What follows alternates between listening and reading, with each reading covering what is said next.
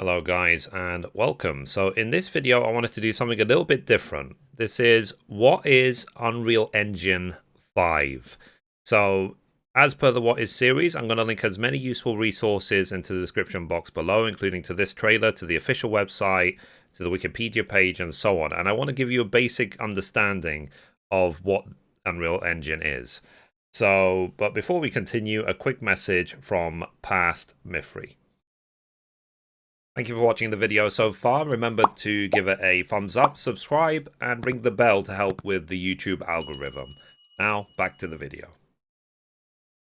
So, the Unreal Engine is a game engine that was developed by Epic Games. Epic Games, you know, are behind Fortnite.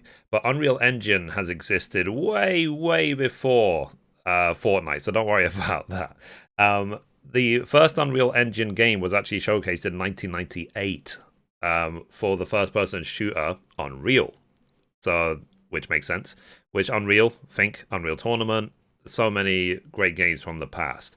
Now, what Unreal Engine is, it's an engine or a set of tools which allows developers to make games.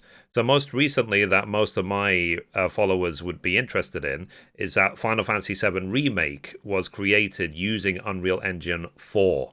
Now, the limitations of PlayStation 4 is the reason why you saw some blurred textures, things like that. However, with PlayStation 5 and Unreal Engine 5, the memory available is so much higher. So they showed this tech demo yesterday, and they're able to really push it to the extreme. And they were speaking about different technologies that they've introduced for the new engine, so that they are able to render literally billions of triangles. So graphics are made in triangles these days, not in just pixels, to allow for all of these shapes. And also you have ray tracing, which gives the realistic lighting. Now, the reason why they're able to produce these sort of film quality type graphics while not breaking the computer or breaking the PlayStation 5 is because the renderers are smart. So what it does is it only renders what is going to show you. So that's the idea of it. That's how ray tracing can get the performance. That's how all these engines and new technology can get their performance, is because all the other stuff which are rendered behind, or the other side of an object, there's no point seeing it. Like, for example, I'll give you a basic example. Right now you can't see my back. Okay, my back is hidden behind me. So, from a graphical point of view, all it should render is my head and the front of my shoulders, and that's it. Whereas older technology used to render my entire body all the time, which was a severe waste of memory. So, but because they've been using this technology so cleverly, they are able to produce what is now unbelievably beautiful technology, beautiful scenes, beautiful graphics, but still get it to run in real time. Now, they're saying that it's running in real time on PlayStation 5. I hope this is true. I hope it's not just a pre-rendered cutscene or pre-rendered video. But I think that they would have a lot to lose if it was fake. And it gives us an idea of how powerful the PlayStation 5 will be. And when you compare this to, say, PC graphics, like PCs can already run, a top-end PC can already run 4K 60 FPS, 8K 60 FPS in some severe cases. So I don't want people to think that this is a step into the imagination. Like, this is possible in this day and age. Now, Unreal Engine 5 is set to release in mid-2021. And it will allow the developers and game developers to really push the narrative. But I'm sure it's going to be used for other purposes as well. I'm sure there's going to be filmmakers using this. There's going to be people who do general animation and so on. And one of the other technologies that they're bringing in allows the developer to bring in assets from different tools.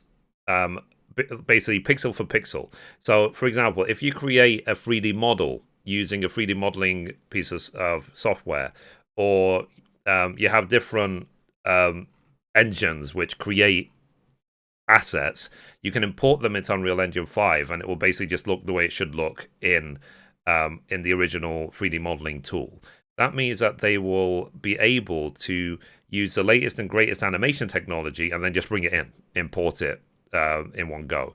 Now, I'm not saying it's a quick process or an easy process.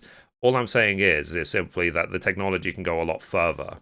So, what I'm going to do is, as like I said, as part of the What Is series, I am going to link to as many useful resources below. So let me quickly read this to you. So Unreal Engine 5 was revealed on the 13th of May 2020, with expected launch in mid-2021, supporting all existing systems, including the next generation consoles, PlayStation 5 and Xbox Series X. Work on the engine started about 2 years prior to its announcement. Among its major features include Nanite, an engine that allows a high-detailed photographic source material to be imported into games as virtualized geometry, and Lumen, a dynamic lighting engine that can handle moving light sources and their impact on shadows and rendering. Additional components include Niagara for fluid and particle dynamics, and Chaos for a physics engine. So each one of these things had to be worked on separately. Importing models had to be made separately. Doing the lighting had to be done separately, because it's not just a case of just light the scene and that's it. You have the light rays and they will bounce, as in real life, off objects, and they will reflect on another target, but with lesser quality. So, and that is what sunlight does. That's how I'm being lighted right now, is by the sun and by the lamp above my head. So what you see now in real life is what they have to calculate and virtualize in the Unreal Engine. Except now they are able to do it a lot quicker because of technologies like ray tracing. So let's see, where was I? The nanotechnology allows Epic to take advantage of its past acquisition of Quixel, the world's largest photogrammetry library, in 2019. The goal of Unreal Engine 5 was to make it as easy as possible for developers to create detailed game worlds without having to spend excessive time on creating new detailed assets, allowing the engine software to handle these factors. So, when you look at the old creation videos and so on, like making of videos, old consoles, especially PlayStation 3 and most recently PlayStation 4, there was really much a limit of how much memory they had. So you saw developers cutting assets, downgrading, being clever with their camera design and level design to cut down memory usage, because they were trying to hit, for example, 60 FPS at the expense of graphics, and most recently Final Fantasy VII Remake. In order for Final Fantasy VII Remake to hit 1080p 60 FPS all the time, that's why you saw what like some basically shockingly bad textures. We all saw them. So the game itself overall looks incredible, but some textures look lich. Now, I am hoping that Final Fantasy VII Remake will get an update as soon as this comes out on PlayStation 5. But it's not a simple process, guys. I want you guys to understand. Like, it's not just a case of, just enable Unreal Engine 5 and it's done. It won't do it by itself. They have to actively do it. So, for example, when Final Fantasy 14 moved from DirectX 11 to DirectX 12, they had to completely rewrite it for DirectX 12. It was not a small and simple process. So please be easy on the developers, guys. Don't take this stuff for granted. This technology is great, but it's not going to automatically magically happen for all games ever. Because this is available, it doesn't mean that everyone can do it. Also, as well, like this demo, what I've noticed is missing from it is foliage. So what foliage is like when you have, for example, trees and leaves and so on. Like we saw very sort of fixed geometry in this trailer. And we saw a few bats flying around and a few rocks falling, but that's it. Whereas with trees, you have an infinite number of leaves, and the leaves can fall, light can bounce off each leaf, and so on. So I'm waiting to see that side of the technology, to see how it handles that, because not every game is going to be based going through dark caverns and dark caves, you know what I mean? So, and also as well, we got a hint of the water effects in the game, in this demo, but again, only a small hint. I personally want to see this demo turn into an actual game, but the unfortunate truth is that usually these demos are that's it. You know, you won't get more than what you have. So, guys, what I'm going to do is, like I said, I'm going to put all the links in the description box. Please check them out. And if it helps you to get more of an understanding of how this technology works. So, and also as well, I am very excited to see what this brings for the next generation. Don't think that this is not a PlayStation 5 exclusive at all. This is a general technology. PC games will be made on this, Xbox Series X games will be made on this, PlayStation 5 games, and all the next generation. And the unfortunate truth is that fast forward the clock, say 10, 20 years from now, this is the sort of graphics we're going to see on our phones. So yeah, but that's that's how technology is, and that's how it moves. But when you put it in another way, think 30 years ago when the best we had was the original Super Mario Brothers, where the original Super Mario was about 12 little squares moving around the screen, to what we have now. So it makes you feel like you wonder what's going to be like 20, 30 years from now for the next generations of console. Now, Unreal Engine, they have already said that Fortnite is going to be updated to Unreal Engine 5. Yeah, everyone cares, woo. But do not underestimate how powerful this tool is. Simply until someone else comes out with a more impressive engine, so globally available to all the developers, then right now this seems to be the best one.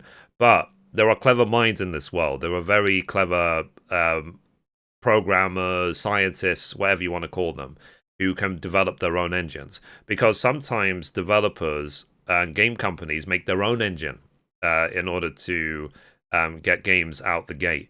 And that allows for lesser licensing costs. Because I want quickly to talk about the licensing costs. For example, Xbox Series X, they've already said that they are going to be selling the Xbox Series X. They're going to wait for the PlayStation 5 price and then maybe cut $100 off it. Even if that means selling it at a loss, as in like it'll cost more to manufacture it than they will actually sell it. The reason why companies like Microsoft or Sony would want to do that is because they take a slice of every single sale of every single product released on their platform. And that slice can be upwards of 30%.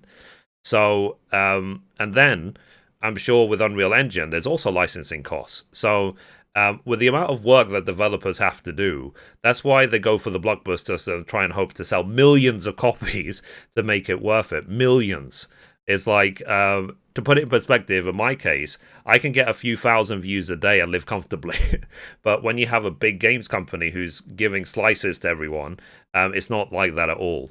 So it would be like, for example, in my case, I'm making this video, and then I have to give a big slice to YouTube, a big slice to the to OBS, because that's what I'm using to record the video, a big slice to Unreal for using their footage, a big slice to whatever, and then all the work I've done, I get like 5-10% of the money generated. So think about that side of things as well. So anyway, guys, I could talk about this, the technology and the and how this whole package works all day long. But I hope I've been able to break it down to you in simple terms to help you understand it more, if that's why you're watching this video. And do, like I said, do check out the details. Now, of course, there's going to be a lot of acronyms that went over your head during this trailer. So they're talking about LODs, and they were talking about Luma technology and nanite technology and all these graphics and all these polygons and blah, blah, blah. Like, I hope that I've broken it down at least a little bit simpler for you in order for this to be a useful video. So anyway, guys, that's it for this video. If you liked it, be sure to give it a thumbs up. You can watch a random video over there. You can watch the latest upload down there. Or you can click down here to subscribe. Thank you, guys. Bye-bye.